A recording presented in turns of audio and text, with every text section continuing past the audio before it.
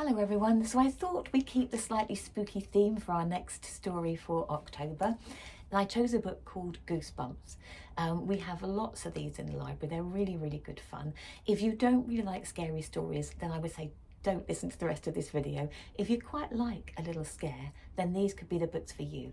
Can you see they're quite nice big books, divided up into smaller chapters, so you don't get bored reading big long chapters, but you get a really good story to explore. As I said, loads of these in the library. The one I've chosen is The Girl Who Cried Monster, a bit like The Boy Who Cried Wolf. Do you know that story? Let me read the blurb for you and then I'll read a bit of the story. Here we go. Lucy's always telling stories to scare her little brother Randy with her monster tales. What a laugh. But now Lucy's seen a real monster. It's the librarian, Mr. Mortman. Lucy's actually seen him turning into a monster, and it's not funny. It's horrible. But when Lucy tries to tell her parents about it, they don't believe her. Big surprise. Can Lucy convince them she's telling the truth this time, before it's too late? Okie doke, so let's read a bit of the story. I'm starting a little way in, just to give you a flavour. I thought you'd maybe enjoy this bit. You ready? Shadows danced across the wall as I made my way to the main room. A tree branch tapped noisily against the dust-covered pane of the high window. The library was silent except for the creaking floorboards beneath my trainers. As I entered the main room, I could hear the steady tick, tick, tick of the wall clock. The lights had all been turned off. I thought I felt something scamper across my shoe. A mouse? I stopped short and glanced down. Just a dust ball clinging to the base of a bookshelf. Whoa, Lucy, I scolded myself. It's just a dusty old library, nothing to get spooked about. Don't let your imagination take off and lead you into trouble. Trouble. I still had this strange feeling, a gentle but insistent gnawing at my stomach, a tug at my chest. Something isn't right. Something bad is about to happen. People call them premonitions. It's a good word for what I was feeling right then. I found my rollerblades where I had left them, against the wall at the back of the stack, so that's just bookshelves, it's an American word. I grabbed them, eager to get out of that dark, creepy place. I headed quickly back towards the entrance, tiptoeing for some reason. But a sound made me stop. I held my breath and listened. It was just a cough. Peering down the aisle, I could see Mr. Mortman hovering over the desk. Well, actually, I could see part of him, one arm and some of his face, when he leaned to the left. I was still holding my breath.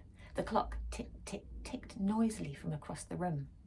Behind the desk, Mr. Mortman's face moved in and out of the purple-blue shadows. The rollerblades suddenly felt heavy. I lowered them silently to the floor. Then my curiosity got the better of me, and I took a few steps to the front. Who of you would take a step forward right now? Are you the curious kind like Lucy? Mr. Mortman began to hum to himself. I didn't recognise the song. The shadows grew deeper as I approached. Peering down the dark aisle, I saw him holding a large glass jar between his pudgy hands. I was close enough to see that he had a pleasant smile on his face. Keeping in the shadows, I moved closer. I like spying on people.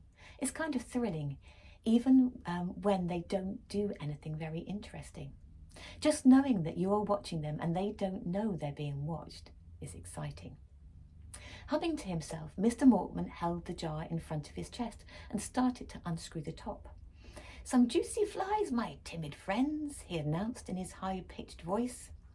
So the jar was filled with flies. Suddenly, the room grew much darker as the clouds rolled over the late afternoon sun. The light from the window dimmed. Grey shadows rolled over Mr. Mortman and his enormous desk, as if blanketing him in darkness. From my hidden perch behind the shelves, I watched him prepare to feed his turtles. But wait, something was wrong. My premonition was true. Something weird was happening. As he struggled to unscrew the jar lid, Mr. Mortman's face began to change. His head floated up from his polo neck and started to expand like a balloon being inflated. I uttered a silent gasp as I saw his tiny eyes poke out of his head. His eyes bulged bigger and bigger until they were they were as big as doorknobs. The light from the window grew dimmer. The entire room was cast into heavy shadows. The shadows swung and shifted. I couldn't see so well at all. It was as if I was watching everything through a dark fog. Mr. Mortman continued to hum, even as his head bobbed and throbbed above his shoulders and his eyes bulged out on their stems, poking up like insect antennae. And then his mouth began to twist and grow. It opened wide like a gaping black hole on an enormous bobbing head. Mr. Mortman sung louder now, an eerie, frightening sound, more like an animal howling than singing. He pulled the lid off the jar and let it fall to the desk. It clanged loudly as it hit the desk top.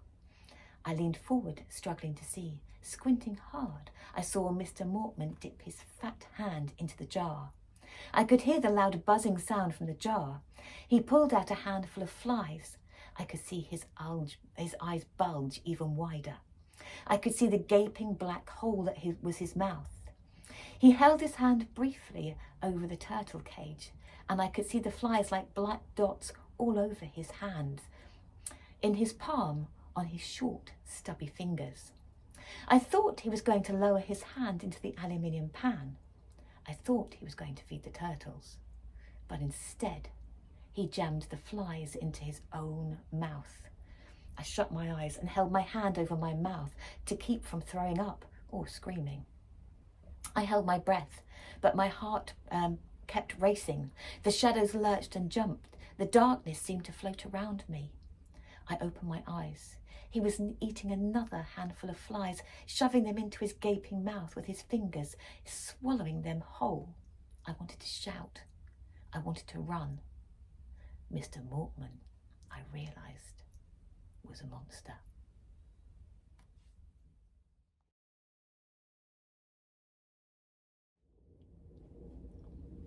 So, Lucy escapes the library. She has to leave her skates behind her, but she decides to get home and tell her parents as soon as she can.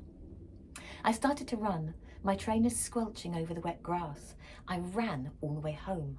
I was totally drenched by the time I came through the front door. My hair was matted down on my head. My t-shirt was soaked through. "Mum, Dad, are you home?" I cried.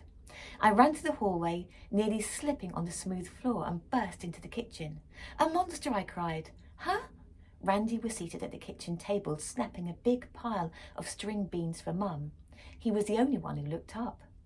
Mum and Dad were standing at the kitchen units, rolling little meatballs in their hands. They didn't even turn round. "A monster!" I screamed. "Where?" cried Randy. "Did you get caught in the rain?" Mum asked. "Don't say hi then," said Dad. "Do you just explode into the room yelling? Don't I get a hi, Dad, or anything?" "Hi, Dad," I said breathlessly. "There's a monster in the library." "Oh, Lucy, please," her mum started impatiently. "What kind of monster?" Randy asked. He had stopped snapping the ends off the beans and was staring hard at me. Mum finally turned around. "You're soaked," she cried. "You're dripping all over the floor. Get upstairs and change into some dry clothes." Dad turned around too, a frown on his face. "Your mother has just washed the floor," he muttered. "I'm trying to tell you something," I shouted, raising my fists in the air. "No need to scream," Mum scolded. "Get changed, then tell us." "But Mr. Mortman is a monster," I cried. "Can't you save the monster stuff till later? I've just got home and I've got an awful headache," Dad complained, his eyes staring down at the kitchen floor. Small puddles were forming around me on the white linoleum. "I'm serious," I insisted. "Mr. Mortman, he's really a monster." Randy laughed. "He is funny looking." "Randy, it's not nice to make fun of people's looks," Mum said crossly. She turned to me. "See what you're teaching your little brother? Can't you set a good example?" "But Mum..."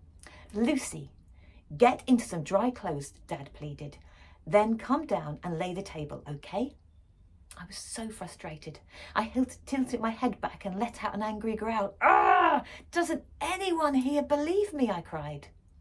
"This really isn't the time for your monster stories," Mum said, turning back to her meatballs. "Larry, you're making them too big," she scolded my father. "They're supposed to be small and delicate." "Well, I like big meatballs," Dad insisted. No one was paying me any attention. I turned and stomped angrily out of the kitchen. "Is Mr. Mortman really a monster?" Randy called after me. "I don't know, and I don't care about anything," I screamed back. I was so angry and so upset. They didn't have to ignore me like that. All they cared about was their stupid meatballs. Up in my bedroom, I pulled off my wet clothes and tossed them on the floor. I changed into jeans and a tank top. Is Mr. Mortman really a monster? Randy's question echoed in my head. Did I imagine the whole thing? Did I just have monsters on the brain? It had been so dark and shadowy in the library with all the lights turned off. Maybe Mr. Mortman didn't really eat flies. Maybe he pulled the jar out and fed them to his pet turtles. Maybe I just imagined that he ate them. Maybe his head didn't swell up like a balloon. Maybe his eyes didn't pop out.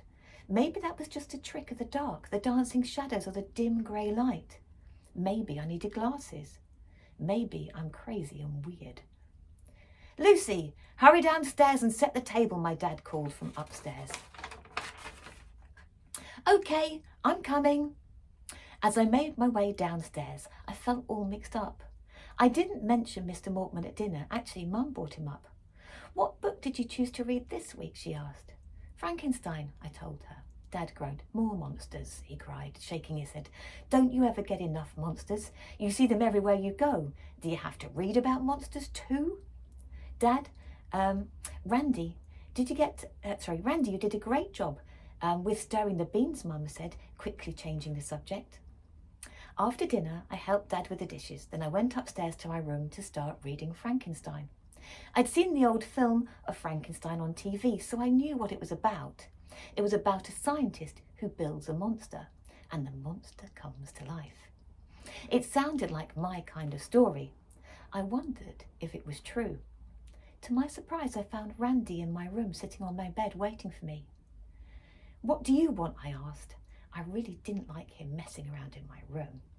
"Tell me about Mr. Mortman," he said. I could tell by his face he was scared and excited at the same time. So I sat on the edge of the bed. I realised I was eager to tell somebody about what had happened in the library. So I told Randy the whole story, starting with how I had to go back there because I'd left my rollerblades behind. Randy was squeezing my pillow against his chest and breathing really hard. The story got him pretty scared, I suppose. I was just finishing the part where Mr. Mortman stuffed a handful of flies into his mouth. Randy gasped. He looked ill. "Lucy!"